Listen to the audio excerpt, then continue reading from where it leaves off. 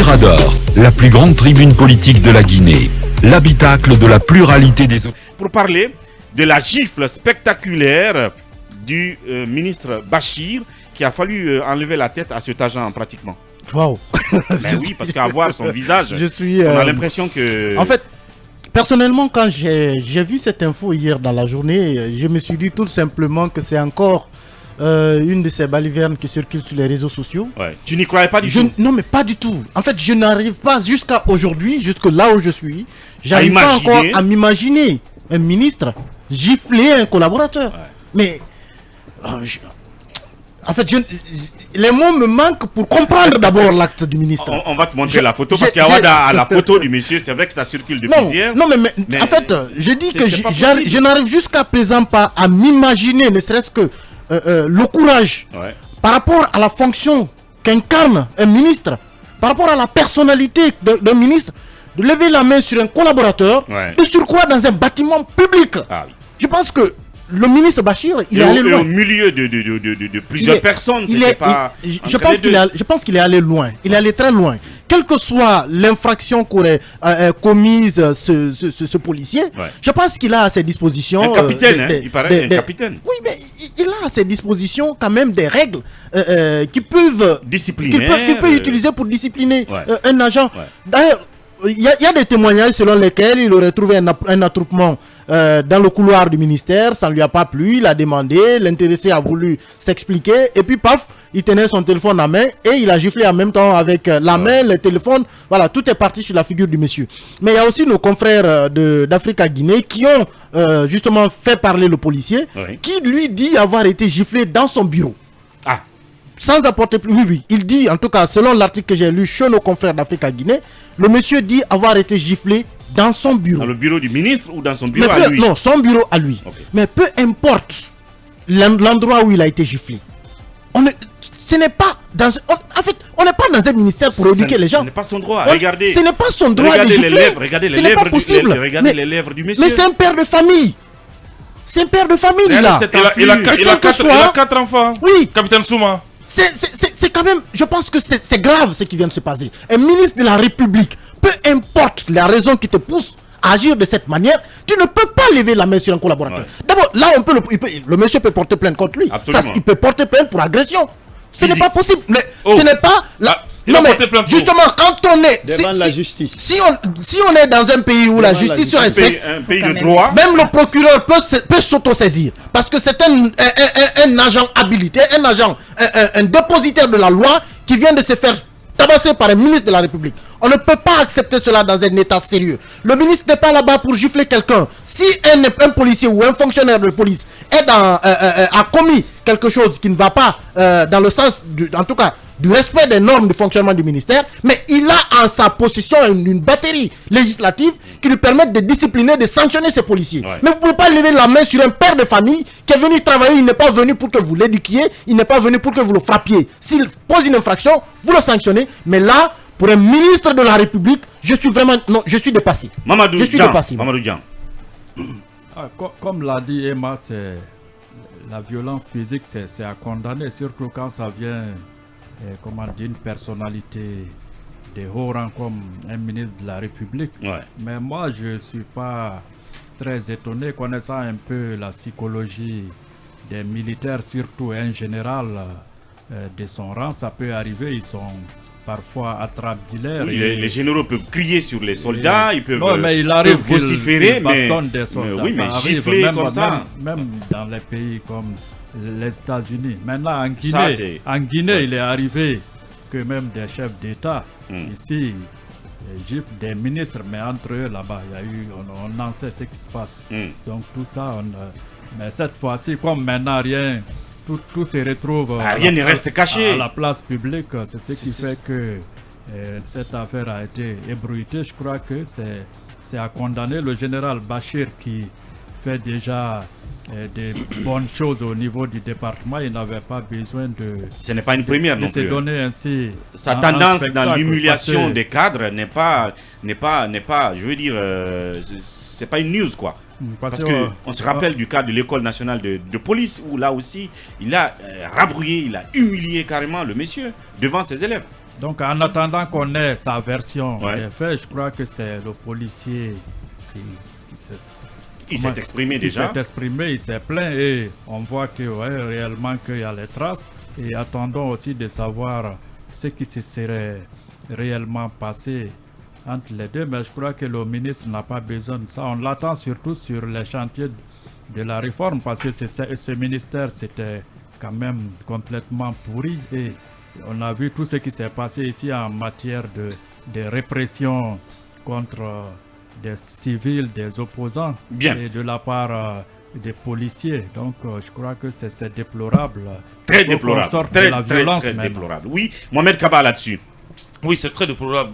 D'abord, je n'en veux plus aux policiers de la police routière qui s'asseyent sur le capot souvent des véhicules, souvent qui veulent forcer la situation. Je comprends enfin où ils ont appris leur violence. C'est au haut lieu, c'est à travers le ministre. Oui, je comprends enfin. Je comprends enfin. Oui, mais quand même, parce que tu peux pas mettre. Non, écoutez, les pratiques du passé sur le compte de Bachir qui vient d'arriver quand même. Ah mais oui, non, nous parlons d'un sujet très sérieux. Cette pratique que tu viens de rappeler, cette pratique qui existe, date de longtemps. C'est des pratiques qui existent, donc ils ne l'ont pas volé. C'est quand même pas Bachir qui leur a inculqué ça. Tel père, tel fils, ça c'est la théorie. Mais un ministre, moi je m'attendais à quoi au journal du JT? Un décret simplement pour remplacer le ministre de la Sécurité. Ah bon? Je m'attendais à ça. Mais à lieu et place d'un décret pour remplacer le ministre de la Sécurité, c'est un décret du même ministère de la Sécurité qui a apporté un réaménagement. Le réaménagement de son département. Ça veut dire quelque part que le général à la retraite est très très fort. Et vous vous souviendrez que le jour de la fête de Tabaski et de Ramadan, la visite de courtoisie qu'a accordé le chef de l'État, c'était à la résidence du ministre Bachir. À la remise officielle du rapport sur les consultations nationales du CNT, le ministre Bachir a représenté le chef de l'État. En présence du Premier ministre. Partout, chef du gouvernement. Récemment, le président le président a fait une sortie inopinée à Kaloum. Il était avec le ministre de la Sécurité. Ça veut dire que le ministre est fort de quelque chose. Il est aujourd'hui, pour ne pas dire l'alter ego du président de la République, hyper puissant. Mais c'est l'homme fort aujourd'hui du colonel Madi Doumbouya. Donc tout ce qu'il fera, moi rien ne va m'étonner désormais. Le ministère de la Sécurité est géré avec une main de fer. Il vous souviendrait, même lorsqu'à un moment il a dit à l'un de ses cadres d'attacher le nœud de sa cravate, ce dernier ne l'a pas bien fait. Mais il a voulu gifler ce monsieur. J'avais signalé ça ici. Bien. Mais c'est un monsieur, écoute, on parle, moi ça me choque parce qu'on parle d'un ministre de la République. C'est un exemple pour nous. Lorsqu'il est passé ici ce film, chacun l'a applaudi. On dit vraiment c'était un grand oral. Moi je ne l'ai pas applaudi. Oui, bon, l'opinion je vais dire. Beaucoup quand même apprécié. Ça sortit après, à marquer l'opinion. Mais s'il se comporte de la sorte, je crois que c'est pas trop vertueux. Moi j'ai entendu la version du policier. Il était dans le courage selon lui. Parce que le ministre est venu très en colère, il y a des travaux en cours au marché Niger, à la Corniche. Je vous informe d'abord que les Chinois qui sont en train d'effectuer ces travaux sont en prison au commissariat central de Kaloum parce que le ministre est tombé sur ces travaux, il était en colère et il allait en retard en conseil des ministres.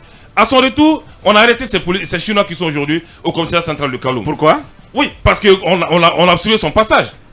Le ministre est informé du problème. Pourquoi il n'a pas pris une moto pour partir? Un ministre prend une moto, non, on peut pas, on peut pas se permettre. Il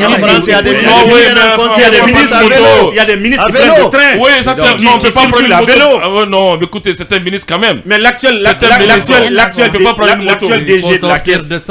DG de la caisse de sécurité sociale, quand il était au cabinet du ministère des Finances, il venait à vélo au ministère. Écoutez, en France, c'est pas extraordinaire. Oui, mais c'est pas le même contexte. Je veux dire, un ministre peut pas prendre une moto ici.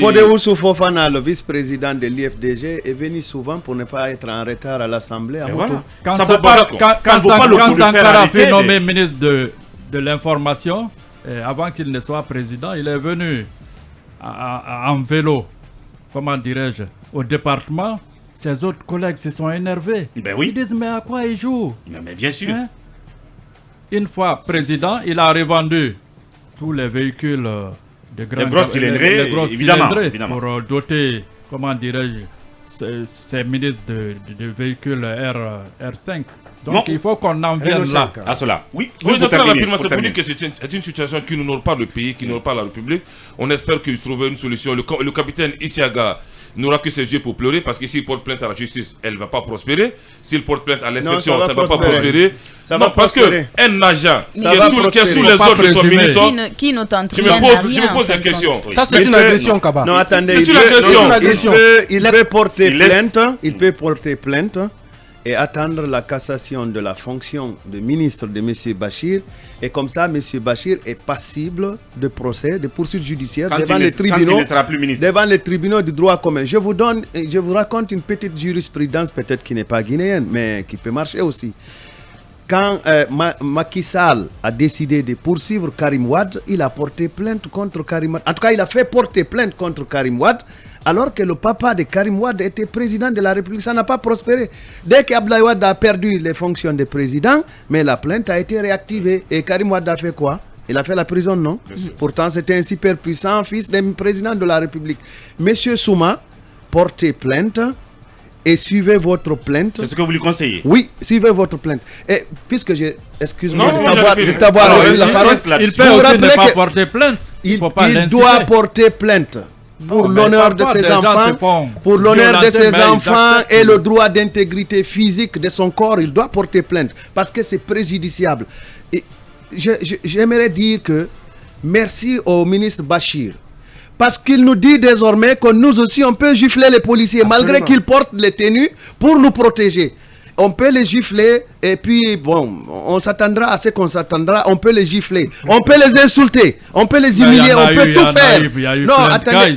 Oui, mais on a vu comment ces gens-là ont fini. Mbemba giflait des gens de gauche à droite, Mbemba Bangoura. Savez-vous comment il a fini?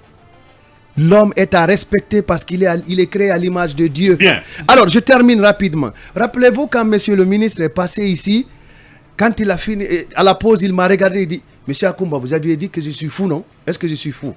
Je l'ai regardé parce que j'ai compris ce que je devais comprendre et que vous n'avez pas compris. Bien. J'ai dit, monsieur le ministre, je m'étais trompé sur votre tableau. Bien. Mais je réitère, Mm. que la barre de Mars bien décrite par Dr Kornman nous démontre que Bachir est à craindre.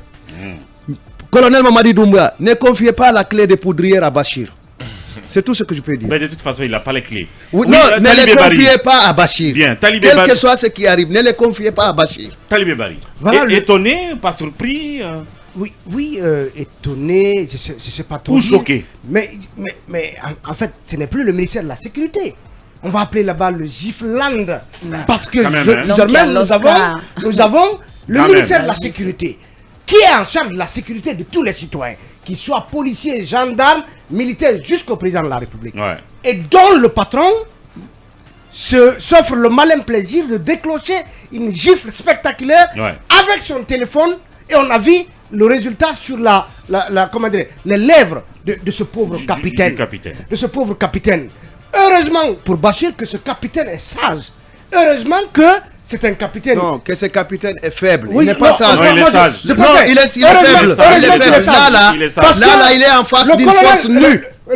Bachir n'a pas fait preuve de sagesse. Lui, il a fait preuve de retenue et de sagesse. Akoumba, il est très sage. Sinon, Aboubakar, sinon, je vous explique qu'aurait été un autre qui ne parvient pas à se contrôler, il aurait rendu la gifle administrée par le ministre. Imaginez ce qui se serait passé là, justement. Monsieur le ministre, vous avez giflé la lèvre, on va dire, en tout cas supérieure, côté gauche de ce monsieur.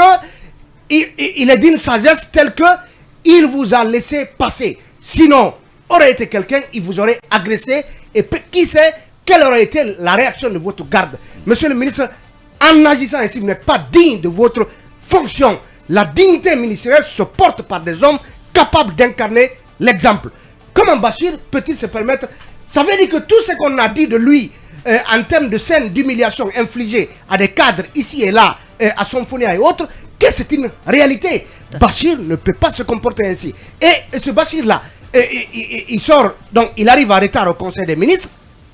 Un ministre, d'abord, quand vous devez aller à votre conseil des ministres, vous vous donnez au moins 1 heure d'avance avant d'y arriver. Ça veut dire que Bachir est venu peut-être en retard. Est-ce que le président était déjà en place? Ça veut dire que ce que Mohamed dit a du sens. Bachir, il est trop fort. Et c'est ce soir-là même, on ne tient même pas compte de l'état de choc de l'opinion. Du phénomène de ce qui s'est passé dans la journée. Un décret certainement proposé par Bachir pour réaménager son département. Monsieur le ministre, vous n'êtes pas digne de votre fonction. Normalement, le Conseil des ministres devait en parler, le gouvernement devait faire une déclaration pour se désolidariser du comportement de M. Bachir. C'est la première des choses. Deuxièmement, je ne sais pas si on peut fonctionner et suspendre au moins un ministre de ses fonctions pour une certaine durée, pour manque d'exemplarité, Bachir méritait cela, mais ça, ce n'est pas normal, monsieur le ministre. Bien. Et le colonel ne doit pas, en tout cas, continuer à chouchouter un homme qui agit comme ça. Ça me rappelle un peu, pour en terminer, la gifle qu'une directrice au ministère de l'Unité nationale, dit-on, avait infligé à son ministre. Tarang à l'époque. Ouais. Vous vous rappelez, ça avait fait. À huis clos, c'était la gifle à huis clos. Voilà, qui avait aussi la joue complètement défigurée. Oui, bien sûr, pour les histoires. Ouais, mais là, c'était une gifle à huis clos. Oui, pour les histoires de. Mais une belle gifle. À huis clos. Oui, pour les histoires mais là. Oui, pour des histoires de tickets de carburant. On a appris, même si, comme Kotodian le dit, il y a eu des nouvelles, des informations, des rumeurs faisant état de gifles que des chefs d'État ont justement administré ici à des ministres ou à des directeurs dont ils n'étaient pas contents. Ça veut dire quand même assez couturé. Ça veut dire qu'on doit bannir la violence du sommet de l'État parce que malheureusement certains de nos dirigeants et responsables sont des hommes violents. Bien. La violence est un outil de l'administration guinéenne. Bien, Girassi. L'administration guinéenne est violente. Bien. De nature. Oui, Girassi, le paradoxe quand même, le paradoxe, c'est que ce qu'on nous rapporte, c'est que le ministre Bachir, d'où la complexité de son personnage, de sa personnalité, le psychologue Akumba est là, c'est qu'après ce genre de situation, il affiche un air de regret, de, je sais pas, de... oui, ça arrive souvent. Ça arrive souvent au coléreux. Après la scène de l'école de police, on me dit qu'il était tout gêné. Et après ça, pratiquement, il était... Voilà. Là aussi, on me dit qu'après hier, il ne se retrouvait pas, comme s'il a un très grand remords. Non, il n'avait pas pris ses calmants. Le fait est que c'est après... Parce qu'il en prend régulièrement des calmants. C'est après ces situations qu'il est gêné. On a appris que des policiers avaient menacé de barricader les locaux du ministère aujourd'hui, justement en réaction à cela. Tout à fait. Donc une levée de bouclier. Et finalement, une médiation, ou en tout cas une opération de sensibilisation aurait été entamée pour ne pas en arriver à cette situation. Oui, Geraï, là-dessus, pour terminer. Ne dit-on pas dans la société que avant de parler, il faut remuer la langue 7 fois de plus. Je pense que c'est la même chose qui doit s'appliquer à l'être humain quand il doit poser des actes. Puisque il ne faut pas poser des actes et après les regretter. Je pense que c'est ce qui a manqué au ministre et l'acte qu'il a posé n'honore pas la Guinée, n'honore pas l'image de notre pays, n'honore pas sa fonction. L'agent qu'il a giflé, c'est un agent père de famille qui a 4 enfants. Je pense qu'il a été humilié de la pire des manières. Moi, ce que je pensais ce que je pense de la situation, je pense vraiment que normalement, le ministre devait être revoqué de ses fonctions et le gouvernement devait quand même se désolidariser de son acte. On a vu le cas emblématique de Will Smith qui s'est passé aux États-Unis lors de la cérémonie des Oscars, qui s'est permis d'aller gifler l'humoriste présentateur de l'événement parce qu'il a fait une mauvaise blague sur l'alopécie de sa femme. Je pense que après cet événement, on a vu quand même les conséquences, les conséquences de cette gifle concernant Will Smith. Je pense que le ministre Bachir, lui également, doit payer pour ce qu'il a fait. Je pense vraiment que cela ne doit pas être impuni. L'agent en question, le capitaine Souma, doit prendre son courage en main et porter plainte. Même si ça ne prospère pas maintenant qu'il est ministre, je pense que même si on n'a pas confiance à nos tribunaux et à la justice, il faut quand même faire appliquer la loi. Il faut quand même faire en sorte que son honneur soit lavé dans cette histoire. Merci Garaï, et c'était tout pour notre tour de chauffe.